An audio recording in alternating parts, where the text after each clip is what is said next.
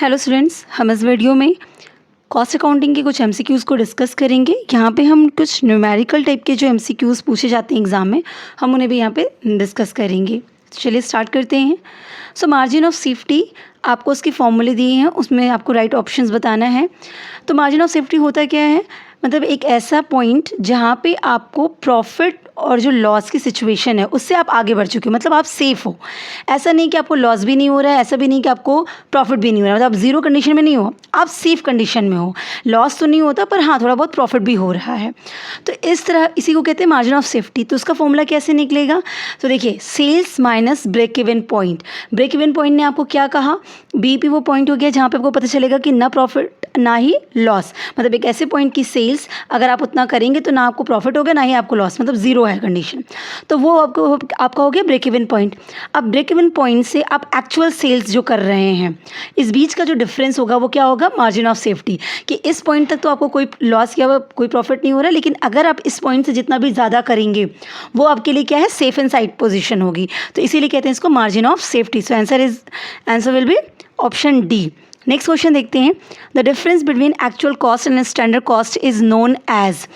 तो actual cost और standard cost के डिफरेंस को क्या कहेंगे, तो ये हमने पहले भी बात करी हुई है कि हम स्टैंडर्ड कॉस्ट मतलब इतना खर्चा होना चाहिए, और हमने पहले प्रीडिटरमाइन कर लिया वो खर्चा कि मटेरियल का इतना लगेगा, लेबर का इतना लगेगा, ओवरहेड में इतने खर्चे जाएंगे। और एक्चुअली जब हमने प्रोडक्शन को स्टार्ट किया तो उस वक्त कितना खर्चा हुआ। अब इन दोनों को जब हमने कंपेयर किया तो कुछ तो डिफरेंस होगा, या तो एग्जैक्ट होगा जितना हमने सोचा था उतना होगा, या उससे कम या उससे ज़्यादा, मतलब कुछ ना कुछ डिफरेंस आएगा। तो इस चीज़ को हम क्या कहते हैं, इस चीज़ को हम कहते हैं वेरिएंस, राइट। और वेरिएंस को हम एनालिसिस करते हैं, तो जिसके बेसिस पे मटेरियल या material variance, material price variance, material usages variance, ये सारे वेरिएंस निकल के आते हैं, या लेबर वेरिएंस है तो उसकी सारी डिटेल निकल के आती है। नेक्स्ट क्वेश्चन है, इन standard costing standard cost compared with. तो हमने पहले ही देख लिया, स्टैंडर्ड कॉस्टिंग में हम स्टैंडर्ड कॉस्ट को किससे कंपेयर करते हैं, हम वहाँ उसे एक्चुअल कॉस्ट के साथ कंपेयर करते हैं। So option B. Next question है, standard costing helps in. Standard costing आपके लिए क्यों हेल्पफुल है, वो आपको किस चीज़ में हेल्प करेगी, तो ये स्टैंडर्ड कॉस्टिंग के बेसिस पे आप एफिशिएंसी को मेज़र कर सकते हैं। सो आंसर होगा ऑप्शन बी, मेजरिंग एफिशिएंसी। क्यों, क्योंकि स्टैंडर्ड आपने कॉस्टिंग बनाई, स्टैंडर्ड कॉस्टिंग में होता क्या है कि आप कंपेयर करते हो एक्चुअल से, तो आपने जो सोचा था कि ऐसा होना चाहिए और एक्चुअली क्या हुआ, तो आप इसको जब कंपेयर करते हो तो इससे क्या पता चलेगा कि आप कितने एफिशिएंट रहे। ज़्यादा वेरिएंस है और वेरिएंस नेगेटिव है तो इसका मतलब आपकी एफिशिएंसी में प्रॉब्लम है, आप उतने इफेक्टिवली वर्क नहीं किए हो। पर अगर पॉजिटिव वेरिएंस है तो आप मतलब इफेक्टिव हो। तो ये क्या करता है, स्टैंडर्ड कॉस्टिंग के बेसिस पे एफिशिएंसी को मेजर किया जा सकता है। नेक्स्ट क्वेश्चन है, if sales volume is ₹10,000, variable cost is ₹6,000 and profit is ₹2,000, then the profit and volume ratio will be. अब आपको पीवी रेशियो बताना है, राइट। तो अब आपको सारी फिगर मिल गई। फिगर क्या गया है, सेल्स आपको दिया गया है, वेरिएबल कॉस्ट मेंशन है और प्रॉफिट आपके पास है, और पीवी रेशियो पता करना है। पीवी रेशियो होता क्या है, प्रॉफिट वॉल्यूम रेशियो, मतलब इतने वॉल्यूम पे क्या प्रॉफिट है, राइट। इसे हम कहते हैं पीवी रेशियो। अभी कैसे निकलता है, इसका फॉर्मूला आपको पता होगा तो आंसर तुरंत निकल जाएगा। तो देखिए उसके लिए जो आपका मैनेजमेंट अकाउंटिंग्स के लिए जो फॉर्मेट होता है, अगर वो पता रहता है तो ये सारे फॉर्मूले बहुत ईजिली निकल जाते हैं। तो फॉर्मेट क्या होता है कि सेल्स में से हम सबसे पहले क्या लेस करते हैं, वेरिएबल कॉस्ट को।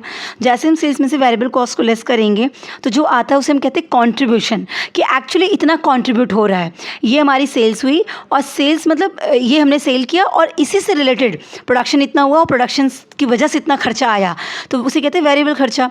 जो प्रोडक्शन बढ़ेगा तो बढ़ेगा, घटेगा तो घटेगा, तो ये हमने सेल्स किया और ये हमारी रियल एक्सपेंसेस है, तो जिसे कहेंगे वेरिएबल कॉस्ट, वो हमने लेस कर दिया, और जो आया वो कंट्रीब्यूशन, इतनी की हमारी बचत हुई। अब इसमें से हम क्या करते हैं, फिक्स एक्सपेंसेस को लेस कर देते हैं। फिक्स एक्सपेंसेस मतलब आपका ये खर्चा होना ही था, सेल्स ज़्यादा हो कम हो उससे मतलब नहीं, पर ये फिक्स नेचर का खर्चा ये तो होना ही होना था। फिर हम उसको लेस कर देते हैं कंट्रीब्यूशन में से, जो आता है वो हमारा प्रॉफिट बन जाता है। तो कॉस्ट अकाउंटिंग के लिए हम यही इतना ही तक ही देखते हैं। तो पीवी रेशियो कहता है, पीवी रेशियो में हम वॉल्यूम तो मतलब सेल्स हो गई, और प्रॉफिट का मतलब कौन सा प्रॉफिट हो गया, प्रॉफिट मतलब बचत वाला प्रॉफिट। बचत वाला प्रॉफिट कौन सा होता है, आपका कंट्रीब्यूशन। सो फॉर्मूला क्या होगा, contribution divided by sales into 100। Sales हो गया वॉल्यूम और कंट्रीब्यूशन हो गई आपकी बचत, दैट इज़ प्रॉफिट। मतलब यहाँ पे हम फिक्स खर्चों को कंसीडर नहीं करेंगे, क्योंकि जब हम कंट्रीब्यूशन में से फिक्स एक्सपेंस को लेस कर देते तो ही हमारा आ जाता है प्रॉफिट। पर हम यहाँ वो प्रॉफिट नहीं लेंगे, हम कौन सा प्रॉफिट लेते हैं, हम आपका कंट्रीब्यूशन लेते हैं। So contribution divide by sales into 100। तो फॉर्मूले के अकॉर्डिंग अगर हम पुट करेंगे वैल्यू, तो वैल्यू हमारा क्या आ जाएगा, कंट्रीब्यूशन कितना आएगा, सेल्स है आपका 10,000, उसमें से वेरिएबल खर्चों को लेस करना है। वेरिएबल खर्चे हमारे 6,000 के हैं, तो 10,000 लेस 6,000, तो कंट्रीब्यूशन कितना आ गया 4,000। अब 4,000 हमारा कंट्रीब्यूशन है, तो 4,000 डिवाइडेड बाई सेल्स कितनी है 10,000 की, 4,000 divide by 10,000 multiply by 100। So answer will be 40%, option C. Next question देखते हैं। If fixed cost is rupees 10,000 and PV ratio is 50%, the BEP will be। आपसे ब्रेक इवन पॉइंट पूछ रहा है कि क्या होगा अगर फिक्स कॉस्ट 10,000 है। तो अब आपको अच्छे से पता है कि कंट्रीब्यूशन में से जब आप फिक्स कॉस्ट निकालते हो तो प्रॉफिट आता है, इसका मतलब कंट्रीब्यूशन भी कितना रहा होगा 10, तभी तो आपने फिक्स कॉस्ट 10 को लेस कर दिया, तो BEP जो आती है आपकी 0 आती। लेकिन यहाँ पे कह रहा है कि आपको BEP तब पता करनी है जब PV रेशियो 50% हो, राइट। अब इस सिचुएशन में जो फॉर्मूला बीपी का आता है वो क्या होता है, fix cost divided by PV ratio. अब आप फिक्स कॉस्ट लीजिए, डिवाइड बाय पीवी रेशियो करिए, आंसर आ जाएगा। तो 10,000 divided by 50%, so answer will be option A 20,000। Next question देखते हैं, what is prime cost. Prime cost क्या है, तो total direct cost only, indirect cost, non production cost या total production cost. So prime cost क्या होती है आपकी, प्राइम कॉस्ट होती है आपकी सारे के सारे डायरेक्ट कॉस्ट, जितने भी डायरेक्ट एक्सपेंसेस होते हैं वो सारे के सारे क्या बनते हैं, प्राइम कॉस्ट बनते हैं। Direct material, direct labour, direct expenses, तो इन तीनों का टोटल प्राइम कॉस्ट हो गया। अब उसमें हम सारे इनडायरेक्ट चीज़ों को ऐड कर देते हैं, तो आपका जिसमें आ जाता है आपका फैक्ट्री का एक्सपेंस या ऑफिस का एक्सपेंस या सेलिंग का एक्सपेंस, ये सारे इनडायरेक्ट नेचर के आ जाते हैं, तो हम उनको ऐड करते करते टोटल कॉस्ट पे पहुंचते हैं। तो प्राइम कॉस्ट सिर्फ डायरेक्ट को होता है, so answer will be option A. Next question देखते हैं, in reconciliation statement expenses shown only in cost accounts are. तो अगर रिकन्सिलेशन स्टेटमेंट आप बना रहे हैं और वहाँ पे कोई खर्चा है जो कि सिर्फ कॉस्ट अकाउंट में दिखा रही है, सिर्फ कॉस्टिंग में है, फाइनेंशियल अकाउंट में वो एक्सपेंस नहीं दिख रहा है, आपने एक्स्ट्रा एक्सपेंस डिडक्ट कर दिया है, ठीक है, आपने एक्स्ट्रा एक्सपेंस लिखा है, तो उस केस में आपको क्या करना होगा। देखिए नॉर्मल सिनेरियो में अगर फाइनेंशियल अकाउंटिंग में वो एक्सपेंस नहीं दिखाया गया और कॉस्टिंग में आपने वो एक्सपेंस दिखा रखा है, तो आपको क्या करना चाहिए, आपको फाइनेंशियल अकाउंटिंग के हिसाब से बनने के लिए आपको वो सारे एक्सपेंसेस को वापस से ऐड कर देना चाहिए, कॉस्ट अकाउंट में वो सारे एक्सपेंसेस ऐड बैक कर देना चाहिए। लेकिन देखिए ऑप्शन में कहीं भी एड फ्रॉम कॉस्ट प्रॉफिट ये कहीं नहीं लिखा है, एडेड टू फाइनेंशियल प्रॉफिट लिखा है, डिडक्टेड फाइनेंशियल प्रॉफिट लिखा है, डिडक्टेड कॉस्टिंग प्रॉफिट लिखा है, पर एडेड टू कॉस्टिंग प्रॉफिट का ऑप्शन ही नहीं दिया, तो इसका मतलब हम इस पॉइंट ऑफ व्यू से नहीं करेंगे। अब हमको फाइनेंशियल बुक के प्रॉफिट में इसके एडजस्टमेंट को सोचना होगा। तो कॉस्ट अकाउंटिंग में क्या है, वो एक्सपेंसेस दिख रहा है, अगर कॉस्ट अकाउंटिंग में वो एक्सपेंसेस दिख रहा है तो इनका प्रॉफिट कम आया होगा, और फाइनेंशियल बुक में वो एक्सपेंसेस नहीं दिख रहा है, तो आपको भी क्या करना चाहिए, वो एक्सपेंसेस दिखाना चाहिए। तो आप क्या करेंगे, फाइनेंशियल बुक में से उस एक्सपेंस को डिडक्ट कर देंगे। सो आंसर क्या हो जाएगा, option B, deducted from financial profit, right. Next question देखते हैं, in reconciliation statement transfers to reserves are. तो रिकन्सिलेशन स्टेटमेंट आप बना रहे हैं और रिजर्व को ट्रांसफ़र किया गया है, ये क्या होगा आपका, फाइनेंशियल प्रॉफिट में ऐड हो जाएगा, फाइनेंशियल प्रॉफिट में डिडक्ट हो जाएगा, कॉस्टिंग प्रॉफिट में ऐड होगा, या इग्नोर मार देंगे। तो देखिए रिजर्व से वो रिज़र्व क्या हो गया, ट्रांसफ़र किया गया है, किसको ट्रांसफ़र किया गया है। देखिए जब आप प्रॉफिट एंड लॉस बनाते हैं तो उसमें से रिजर्व्स जो प्रॉफिट आता है उसी के पोर्शन को आप रिजर्व में ट्रांसफ़र कर देते हैं, ठीक है। तो पहली बात तो कि जो रिजर्व्स होता है उसका कॉस्टिंग में कोई ट्रीटमेंट होता ही नहीं है, तो हम इस चीज़ को कवर करते ही नहीं हैं, राइट। लेकिन अब अगर इन्होंने अपने यहाँ पे फाइनेंशियल बुक में रिज़र्व को ट्रांसफ़र किया है तो कॉस्टिंग में उसकी कोई एंट्री हुई ही नहीं होगी, कॉस्टिंग में तो रिज़र्व का कोई कंसिडरेशन ही नहीं है, उसको कंसिडर ही नहीं किया जाता है। तो अब फाइनेंशियल स्टेटमेंट्स को कॉस्टिंग के अकॉर्डिंग बनाने के लिए फाइनेंशियल में एडजस्टमेंट करनी पड़ेगी, तो जो प्रॉफिट आपने रिजर्व में ट्रांसफ़र किया उसको क्या कर देना पड़ेगा, वापस से ऐड कर देना पड़ेगा। तो आंसर हो जाएगा option A, added to financial profit. Next question देखते हैं, in reconciliation statement income shown only in financial accounting. आपको रिकन्सिलेशन बनाना है और जो इनकम है वो सिर्फ कहाँ दिख रही है, फाइनेंशियल अकाउंट में दिख रही है। इनकम सिर्फ फाइनेंशियल अकाउंट में दिख रही है, आपकी कॉस्टिंग में दिख ही नहीं रही है। तो फाइनेंशियल अकाउंट में सिर्फ दिखने का मतलब उनका प्रॉफिट ज़्यादा दिख रहा होगा, है ना। अगर कॉस्टिंग में एडजस्टमेंट करनी होती तो आप क्या कर देते, आप कॉस्टिंग में ऐड कर देते हो। फाइनेंशियल बुक में दिख रही है इनकम तो हमें भी इनकम दिखानी पड़ेगी, आप कॉस्टिंग में ऐड कर देते हैं। लेकिन यहाँ कॉस्टिंग के हिसाब से ऑप्शंस दिया ही नहीं है, कॉस्टिंग का दिया ही नहीं है आपको फाइनेंशियल अकाउंट्स दिया, फाइनेंशियल अकाउंट में एडजस्टमेंट करने की बात हो रही है। तो उन्होंने इनकम दिखा रखी है ज़्यादा और कॉस्ट नहीं दिखाई होगी नहीं, तो इनको भी अपने यहाँ पे क्या कर देना पड़ेगा, डिडक्ट कर देना होगा। So answer will be option B, deducted from financial profit. Next question देखते हैं। What will be the factory cost when raw material consumed is 50,000, direct wages is 20,000 and factory expenses is 80% of direct wages। आपसे पूछ रहा है factory cost, factory cost बोला है, जब cost लिख गया और फैक्ट्री इसका मतलब वर्क कॉस्ट की बात कर रहे हैं, है ना। आपको मैंने पहले भी बताया है कि कॉस्ट और ओवरहेड या एक्सपेंसेस में डिफरेंस होता है, ये ध्यान रखना होगा। तो फैक्ट्री कॉस्ट आपसे पूछी जा रही है। अच्छा, फैक्ट्री कॉस्ट मतलब वर्क कॉस्ट आता कैसे, जब हम प्राइम कॉस्ट में फैक्ट्री ओवरहेड या फैक्ट्री एक्सपेंसेस को ऐड कर देते थे तो हमारा वर्क कॉस्ट या फैक्ट्री कॉस्ट आ जाता है। ठीक है, तो इसके लिए हमें पहले क्या चाहिए, पहले हमें प्राइम कॉस्ट चाहिए, प्राइम कॉस्ट में फिर हमको फैक्ट्री एक्सपेंस ऐड करना है, फिर हमारा वर्क कॉस्ट या फैक्ट्री कॉस्ट आ जाएगा। तो अब देखिए क्वेश्चन के हिसाब से रॉ मटेरियल कंज्यूम दिया है 50,000 का, रॉ मटेरियल इतना कंज्यूम हो गया तो 50,000 ठीक है हमने लिख दिया। डायरेक्ट वेजेस दिया है कितना 20,000, तो डायरेक्ट वेजेस भी हम ऐड कर देंगे तो 50,000 प्लस 20,000 कितना हो गया आपका 70,000। दो चीज़ हो गई। कोई डायरेक्ट एक्सपेंस दिया है क्या क्वेश्चन में, नहीं दिया है, इसका मतलब यही हमारा प्राइम कॉस्ट हो गया। 50,000 प्लस 20,000 70,000 हमारा प्राइम कॉस्ट आ गया। अब इसमें ऐड करना हमको फैक्ट्री का एक्सपेंस। फैक्ट्री के एक्सपेंस के लिए क्या बोला है कि 80% of direct wages, direct wages चाहे जो भी हैं उसका 80% क्या है, फैक्ट्री एक्सपेंस है। अब आपको फैक्ट्री एक्सपेंस लिखना था, अमाउंट आपको नहीं पता, अब इसी के हिसाब से आप निकालिए। डायरेक्ट वेजेस कितना है 20,000, 20,000 का 80% कितना होगा 16,000, तो 16,000 क्या निकला फैक्ट्री एक्सपेंस। अब आप वापस से क्वेश्चन में आ जाते हैं। प्राइम कॉस्ट हमने निकाला था 50 प्लस 20 70,000। अब इसमें फैक्ट्री एक्सपेंस ऐड करना है, फैक्ट्री एक्सपेंस ऐड करेंगे, अमाउंट हमें मिल गया 16,000 16,000। कैसे मिला था ये अमाउंट, हमने डायरेक्ट वेजेस मतलब 20,000 का 80% निकाला था, 16,000 आ गया, हमने 16,000 यहाँ पे लिख दिया। ठीक है, 70,000 में अब हम 16,000 को फैक्ट्री एक्सपेंस को ऐड कर दिए, answer will be 86,000, option B 86,000। Okay, next question देखते हैं। What will be the office and administration overhead when office and administration overhead is 25% of work cost and work cost is 80,000।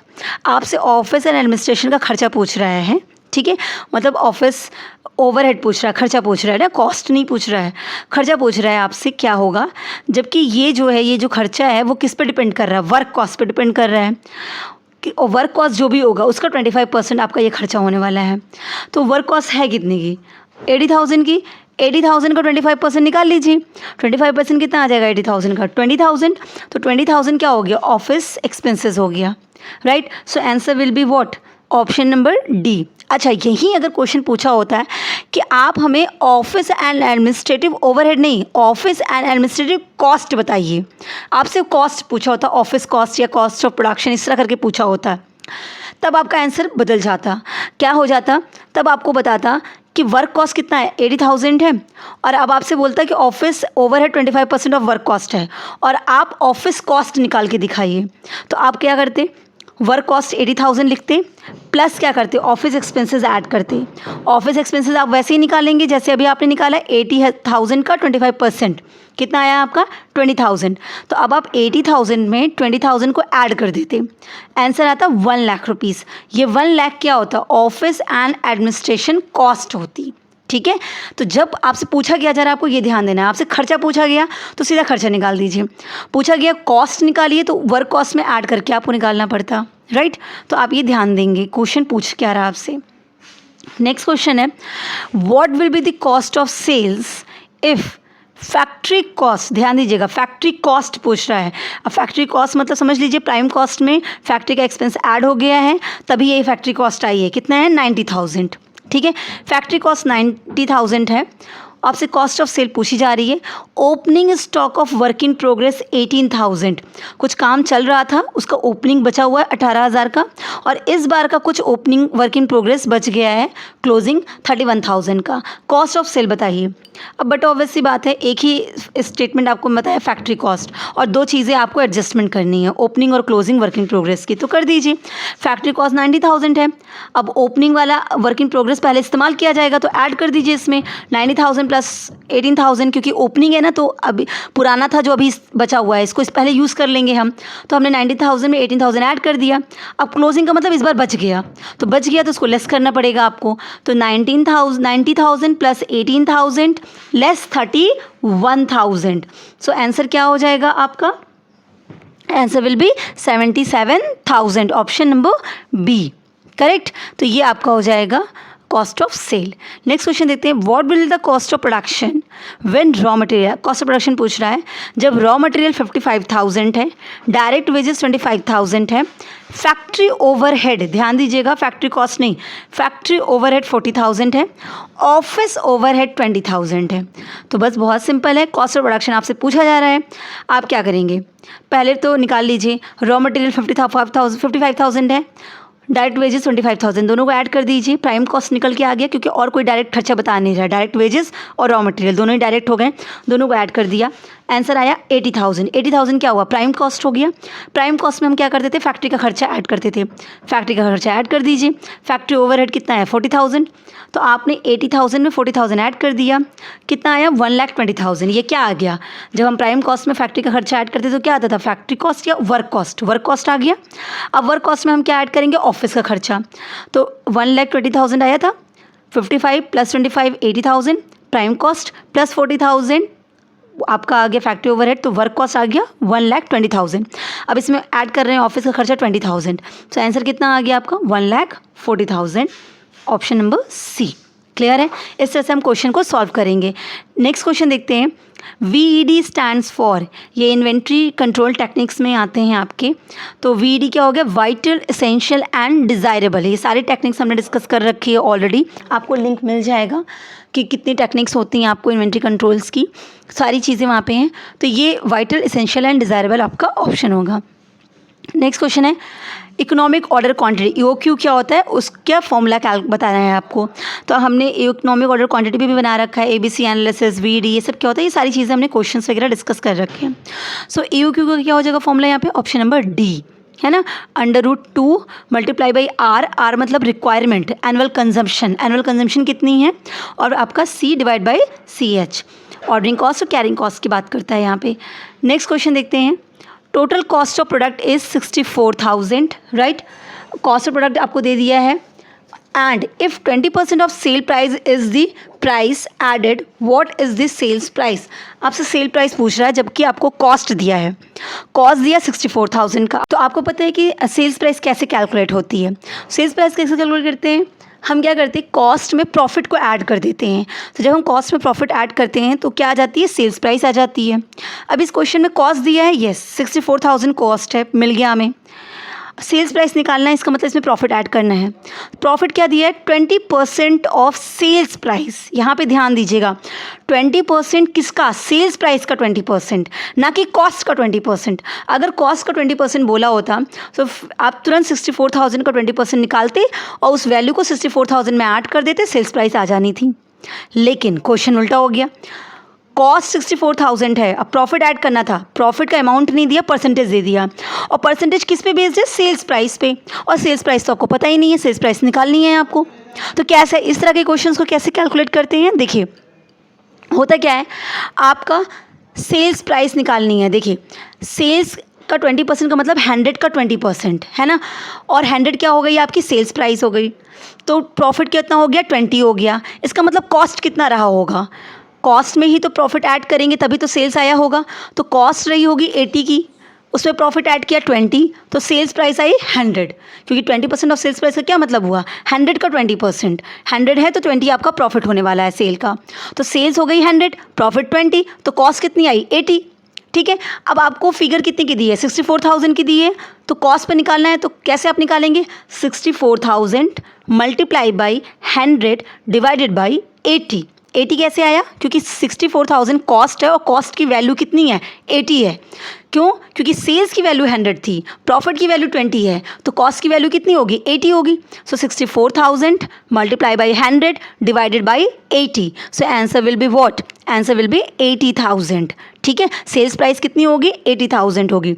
अब 80,000 sales price होगी, अब उसमें से आप profit हटा देंगे तो आपका आ जाएगा क्या? 64,000 आपका कॉस्ट आ जाएगा। नेक्स्ट क्वेश्चन देखते हैं, which of the following items of income is not included in finance account? इनमें से कौन सी चीज़ है जो फाइनेंस अकाउंट में इंक्लूड नहीं होती है? तो dividend receive, share transfer fees, capital gain, none of these not included in finance account. देखिए ये तीनों चीज़ें फाइनेंस अकाउंट में इंक्लूड होती हैं, पर ये बोल रहा है not included in finance account. इसका मतलब ऑप्शन क्या हो जाएगा? ऑप्शन डी, है ना, क्योंकि ये सारी चीज़ें तो इंक्लूड होती हैं, तो none of these. Next question, in electricity company cost unit is? Electricity company में कॉस्ट यूनिट क्या होती है? तो per kilowatt hours, option number A. Next question देखते हैं, opening stock as per financial book is 20,000 and as per cost account is 24,000। What will the profit as per financial book when profit as per cost book is ₹50,000? देखिए जब भी reconciliation का इस तरह का question आता है तो आप उसमें ध्यान रखिए कि क्वेश्चन सॉल्व कैसे करना है। आपसे ओपनिंग स्टॉक की बात करी है, ठीक है, सारा डेटा जिसका दिया है ओपनिंग स्टॉक का। अब ओपनिंग स्टॉक को ऐसे दिमाग में विजुलाइज करिए कि ये आपका एक्सपेंस में जाता है कि P&L में मतलब इनकम साइड में जाता है। P&L में आप इसको विजुलाइज करिए। तो यस, ओपनिंग स्टॉक किस टू साइड में जाता था? टू साइड को इस तरह से मानिए कि ये सारे के खर्चे हैं, तो अगर खर्चा होता है तो प्रॉफिट कम हो जाती है ना, और अगर इनकम होती है तो प्रॉफिट बढ़ जाती है। तो दिमाग में ऐसे बैठाइए कि ओपनिंग स्टॉक मतलब खर्चा। अब ठीक है, अब आगे बढ़ते हैं। तो खर्चा क्या कह रहा है कि फाइनेंशियल बुक में 20,000 है और वहीं कॉस्ट में 24,000 है। इसका मतलब कॉस्ट वालों ने खर्चा ज़्यादा दिखाया है ना, ओपनिंग स्टॉक ज़्यादा दिखाई है, मतलब खर्चा ज़्यादा दिखाया, और फाइनेंशियल बुक्स में उस खर्चे को कम दिखाया गया। जहाँ खर्चा कम दिखाया जाएगा प्रॉफिट वहाँ ज़्यादा होगा, तो फाइनेंशियल बुक का प्रॉफिट ज़्यादा होगा, कॉस्ट अकाउंट का प्रॉफिट कम होगा। ये बात तो यहाँ पे क्लियर हो गई। अब आगे बढ़ते हैं, what will be the profit as per financial book? पूछा जा रहा है फाइनेंशियल बुक का प्रॉफिट बताइएगा आप, ठीक है, जबकि आपको दिया किसका प्रॉफिट है? कॉस्ट बुक का। तो मतलब एडजस्टमेंट किस में करनी होगी? कॉस्ट बुक में, क्योंकि प्रॉफिट किसका गिवन है आपको? कॉस्ट बुक का। जिसका प्रॉफिट दिया गया है आपको, इसका मतलब आपको उसमें ही एडजस्टमेंट करनी है, उसी बुक में एडजस्टमेंट करनी है। तो प्रॉफिट आपको कॉस्ट बुक का दिया है 50,000, तो एडजस्टमेंट किस बुक में करेंगे? कॉस्टिंग में करेंगे। तो कॉस्ट वालों को अपने आप से एडजस्टमेंट करनी होगी, और किसके हिसाब से बनना होगा? फाइनेंशियल बुक के हिसाब से बनना होगा। तो देखिए आपने कॉस्ट बुक में ज़्यादा खर्चा दिखा रखा है, ओपनिंग स्टॉक क्या दिखाया है? ज़्यादा, 24,000 आपने ज़्यादा दिखा दिया, करेक्ट है। आपके ज़्यादा दिखाने की वजह से प्रॉफिट बढ़ा होगा या घटा होगा? प्रॉफिट घट गया होगा, क्योंकि आपने खर्चा ज़्यादा दिखाया तो प्रॉफिट कम हो गया होगा आपका। अब उन्होंने कम दिखाया था तो उनका प्रॉफिट ज़्यादा दिख रहा होगा। अब आपको उनके अकॉर्डिंग बनना है, तो आपको क्या करना पड़ेगा? आपको जो डिफरेंस अमाउंट है 24,000 लेस 20,000, 4,000 से सारा काम हो रहा है, 4,000 की वजह से 4,000 का डिफरेंस है। सो कॉस्ट बुक में आपको क्या करना होगा? उसको ऐड बैक करना पड़ेगा, राइट। क्यों ऐड बैक आप कर रहे हैं, समझ में आया? क्योंकि आपने क्या किया, आपने ज़्यादा खर्चा दिखा दिया, खर्चा ज़्यादा दिखाने की वजह से आपको प्रॉफिट कम हो गया। अब आपको उनके हिसाब से अपना प्रॉफिट बढ़ाना पड़ेगा, क्योंकि उनका प्रॉफिट तो ज़्यादा दिख रहा होगा, क्योंकि वो कम खर्चा दिखा के बैठे हैं, तो आपको अपने इसमें वापस से इसको ऐड कर देना पड़ेगा। तो answer will be B 54,000। Okay, so यहाँ पे हमने कुछ क्वेश्चन सॉल्व किए हैं। आई होप आपको क्लियर हुआ होगा। So wish you all the best. Thank you so much.